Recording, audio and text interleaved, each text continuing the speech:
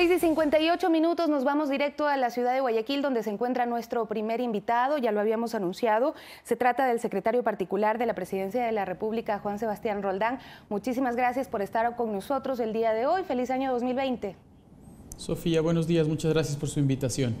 Bueno, decía que hay varios temas para abordar que tienen que ver con el balance del año 2019 y los desafíos para este año, pero sí quisiera empezar con un tema netamente político, judicial, y que marcó un poco la coyuntura, sobre todo el día de ayer y en hora de la tarde. Se trata de las medidas cautelares que la CIDH ha otorgado a favor de Jorge Glas Espinel, quien está en este momento en la cárcel de Cotopaxi, en la Tacunga. Hablan acerca de que se debe proteger la vida y la integridad personal de Jorge David Glas Espinel.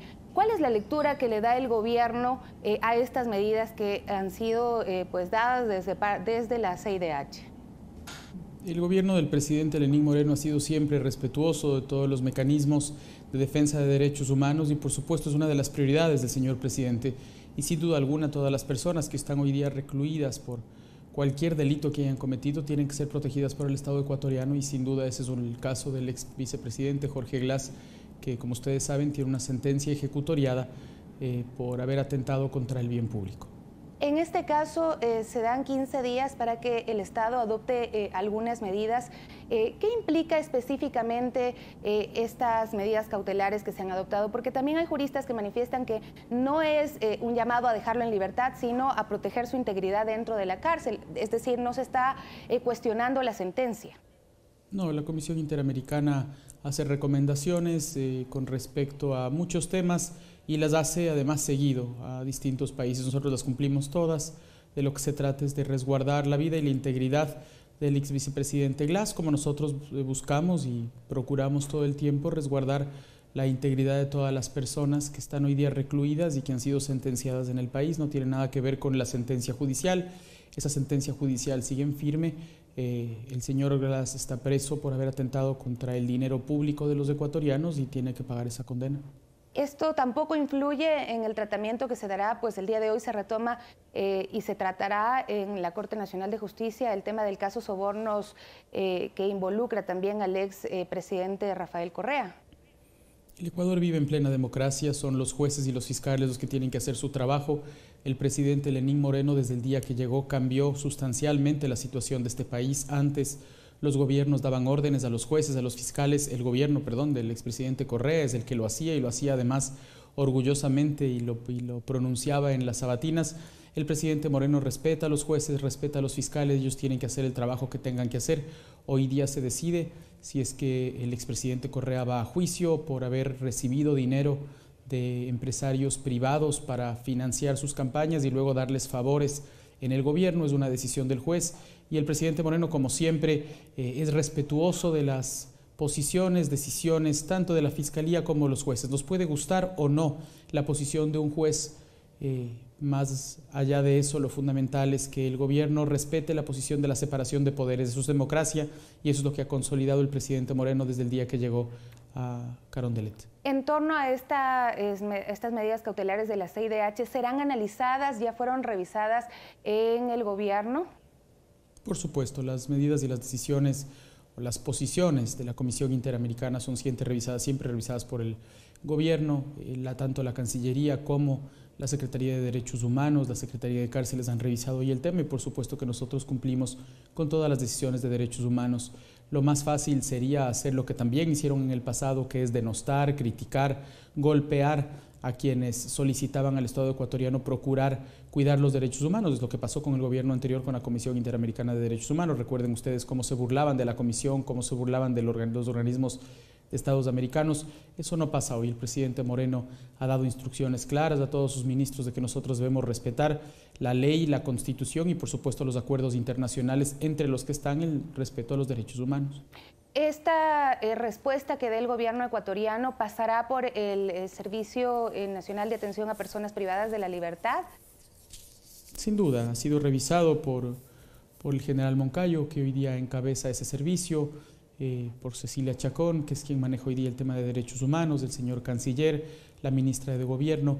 Nosotros estamos siempre prestos a atender todas las solicitudes de quienes piden cuidar los derechos humanos, tanto de ecuatorianos como de extranjeros que viven en el país. No necesita la Comisión Interamericana pedirnos lo que nos ha pedido. Nosotros estamos siempre procurando, y repito por tercera vez en esta entrevista, estamos buscando siempre cuidar los derechos de las personas que están en una situación de reclusión. Lamentablemente, el daño que le hicieron al país fue muy grande, pero más allá de eso, nosotros tenemos que cuidar que esas personas estén en las mejores condiciones posibles. Secretario, vamos a pasar a otro tema y son pues parte de los temas anunciados. ¿Cómo terminó el Ecuador el año 2019 en cuanto pues a estas misiones que se implementaron de parte del gobierno nacional y que buscaban atender en el ámbito social a distintos sectores? El presidente Lenín Moreno, desde que llegó al país, retomó primero uno de los grandes proyectos que el país tuvo durante casi 7 años, mientras él fue vicepresidente, que fue el Manuel Espejo. Hoy día Manuel Espejo se llama Las Manuelas, y de la mano de la primera dama, de la señora Rocío González de Moreno, emprendieron un proyecto de apoyo, de sacar adelante a las personas con discapacidad, a las personas más pobres del país, a las personas, a los niños que estaban en vulnerabilidad, de la mano tanto del proyecto Las Manuelas, que atendió a 185,000 personas, como del proyecto Médico del Barrio, que también atendió a las personas en una situación de vulnerabilidad, que son más de 280,000 pacientes. Esa es la primera gran noticia.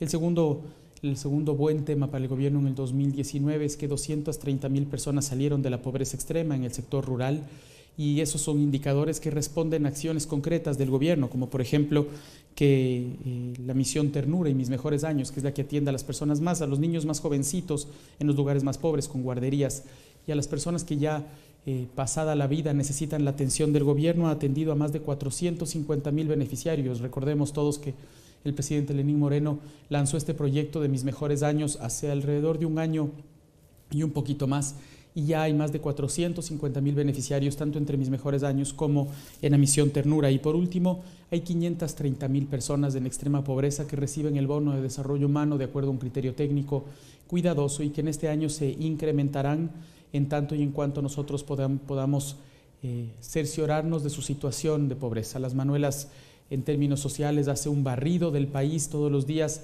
Hay personas comprometidas, brigadistas comprometidos, que todos los días recorren los distintos pueblos y ciudades del país para buscar esos ancianitos, esas personas con discapacidad que necesitan de la ayuda del Estado. El presidente Moreno ofreció darles la mano, y todos los días hay ecuatorianos y ecuatorianas de buena voluntad que lo están haciendo de la mano del gobierno nacional. Ahora, en el año 2020, pues la ciudadanía se pregunta cuáles son los planes del gobierno en torno a lo que ya se ha hecho. ¿Habrá continuidad? ¿Los presupuestos están garantizados para estos planes dentro del presupuesto 2020? El ministro Richard Martínez tiene reuniones permanentes con los distintos ministros. Hoy mismo tenemos algunas reuniones para afinar que la atención a los más vulnerables en el país esté siempre garantizada, y que todos los ecuatorianos sientan que el gobierno les está ayudando. Ayer tuvimos una conversación larga con el ministro Martínez, con el vicepresidente, con el presidente de la República, para poder asegurar que esos hitos y esas preocupaciones que nosotros tenemos se sigan cumpliendo. Como ustedes han visto en las últimas semanas, el gobierno se ha desplegado a distintos lugares del país a atender a los ecuatorianos en los distintos temas que a nosotros nos corresponden, ¿no? Tengo algunas imágenes aquí de lo que ha hecho el gobierno en las últimas semanas. Es ir a las poblaciones indígenas, por ejemplo, de la Sierra Centro, en las zonas de Huangaje, en las zonas de Toacaso, para ayudar a las personas con ayudas técnicas, para apoyar a las personas que no han recibido apoyo del sector público hasta hoy nunca, y se han acercado a las comunidades para darles atenciones, por ejemplo, en temas odontológicos. El registro civil se ha acercado a las comunidades también para poder atender y cedular a las personas en los lugares más lejanos del país. Es decir, esto es lo que nosotros tenemos que redoblar. El Estado yendo donde los ecuatorianos más necesidades tienen. Estuvimos la semana pasada en alrededor de 8 provincias de la sierra y costa de nuestro país. Vamos a atender a los barrios más desprotegidos de Quito, Guayaquil, Cuenca, Machala, Manta, etcétera. Es decir, aquí el trabajo tiene que redoblarse y tenemos que estar con la gente todos los días. El presidente Moreno ha sido claro en sus instrucciones: el mejor escritorio es el territorio, y es lo que los ministros tenemos que cumplir. Y se han movilizado recursos también desde otros sectores para atender el ámbito social. Esto es parte también de los compromisos, incluso con los multilaterales, atender y no descuidar el área social. ¿Cuánto está establecido, pues, precisamente para todos estos planes que tienen que ver con salud, con educación, con el bienestar de la ciudadanía?